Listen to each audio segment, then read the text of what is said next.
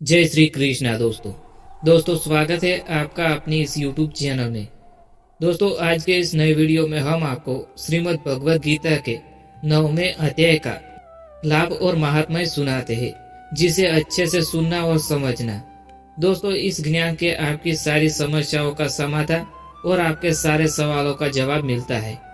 तो दोस्तों यह ज्ञान आपको पसंद है तो हमारा आग्रह है कि इस वीडियो को अपने दोस्तों के साथ, अपने परिवारजनों के साथ शेयर करें। तो चलिए शुरू करते हैं इस दिव्य यात्रा को।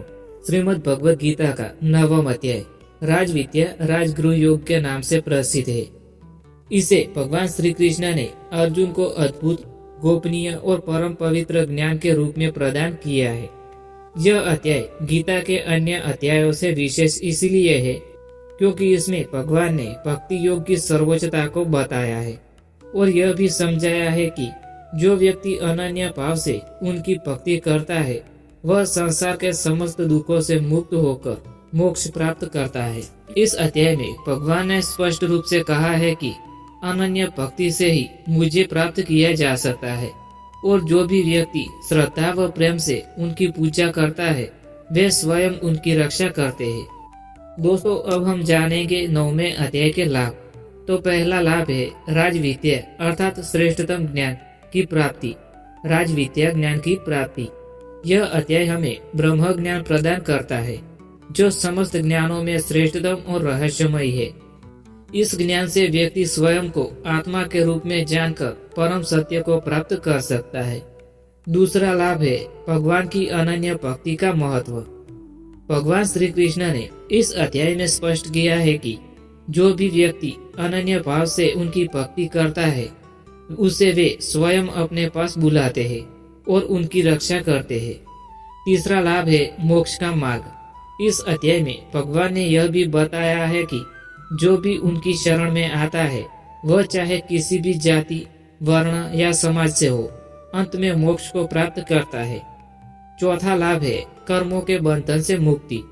इस ज्ञान को प्राप्त करने से व्यक्ति कर्मों के बंधन से मुक्त होकर ईश्वर की कृपा का पात्र बनता है। पांचवा लाभ है ईश्वर की सर्वव्यापकता की समझ। इस अध्याय में भगवान श्री कृष्ण ने बताया है कि वे ही इस संपूर्ण सृष्टि के रचयिता है, पालन करता और संहार करता है। यह ज्ञान हमें अहंकार से मुक्त होकर ईश्वर के प्रति समर्पित होने की प्रेरणा देता है।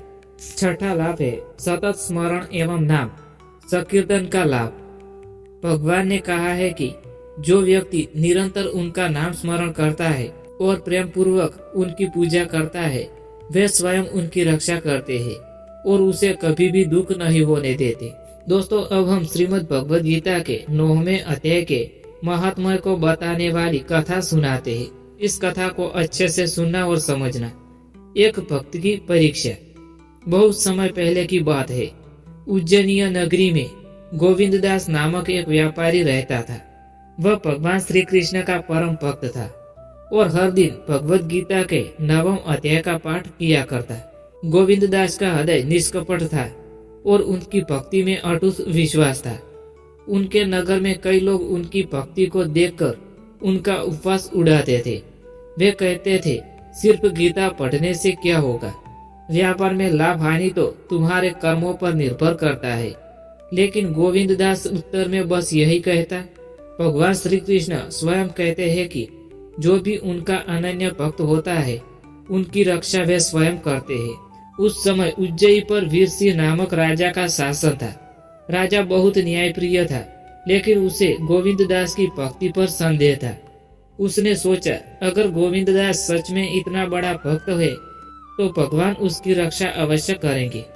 क्यों न इसकी परीक्षा ली जाए। राजा ने उनके सैनिकों को आदेश दिया कि वे गोविंददास को पकड़कर कारागार में डाल दे और 3 दिन तक बिना भोजन पानी के उसे कैद में रखे। गोविंददास मुस्कुराया और बोला, राजन जो कुछ भी हो रहा है वह मेरे प्रभु की इच्छा से ही हो रहा है। पहला दिन बीत गया, दूसरा दिन भी निकल गया लेकिन गोविंददास की श्रद्धा डगमगाई गई नहीं। उसने कारागार में भी भगवद गीता के 9वें अध्याय का पाठ किया और भगवान श्री कृष्ण का स्मरण करता रहा।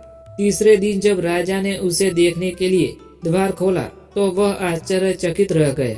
गोविंददास स्वस्थ और प्रसन्नचित्त थे। उसके चेहरे पर दिव्य तेज झलक रहा था।